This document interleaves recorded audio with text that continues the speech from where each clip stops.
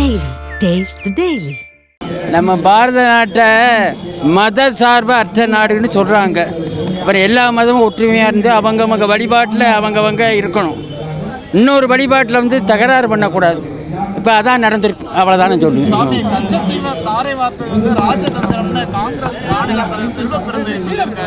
அது அவருக்கு ராஜதந்திரமாக இருக்கலாம்.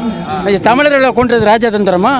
லட்சக்கணக்கான தமிழர்களை அன்றைக்கி கொன்று குவித்தாங்க. யார்? ராஜீவ்காந்தி தானே இந்திய இராணுவத்தை அனுப்பி கொன்னாங்க. அது ராஜதந்திரமா? குழந்தைகளை கூட கழுத்தை நெரிச்சு கொன்னாங்களே. கூடாதுதான்.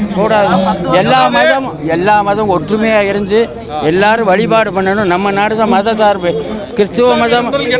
கிறிஸ்துவ மதமும் முஸ்லீம் மதமும் வெளிநாட்டிலிருந்து வந்த மதங்கள். அவங்கெல்லாம் அனுசரித்து நம்மவர்கள் தான். அவர்களும் நம்ம சகோதரர்கள் தான். அவர்களாம் அனுசரித்து போகணும் எல்லாத்தையும். அது செய்யலை. அதனால் விளைவு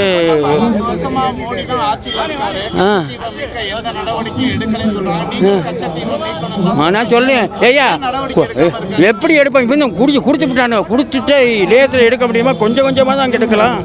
ஒரு நாட்டுக்கு வந்து தார வார்த்தை கொடுத்துட்டாங்க. லேசில் எடுத்துட முடியுமா? 60 வருஷமாக கொடுத்துட்டாங்களே.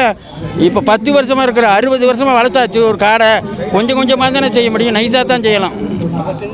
அதெல்லாம் செஞ்சிருவாங்க, எனக்கு நம்பிக்கை இருக்கு. பாதகம் செய்பவரை கண்டால் நாம் பயம் கொள்ளலாகாது பாப்பா. மோதி மிதித்து விடு பாப்பா, அவர் முகத்தில் உமிழ்ந்து விடு பாப்பா. அண்மை செய்திகளை உடனுக்குடன் தெரிந்து கொள்ள இணைந்திருங்கள் எம் நாடு தொலைக்காட்சியுடன்.